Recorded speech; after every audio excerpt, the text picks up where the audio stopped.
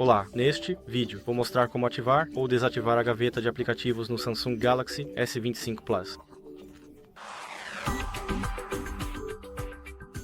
Certo, então o primeiro passo da operação seria abrir as configurações.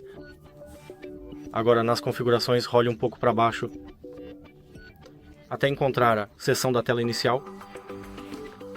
Aqui pressione o layout da tela Inicial.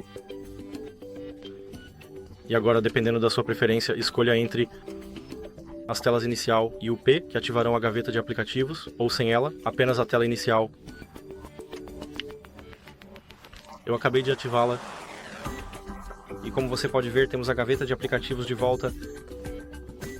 Então, se você achou o vídeo útil, deixe um like, se inscreva. E obrigado por assistir.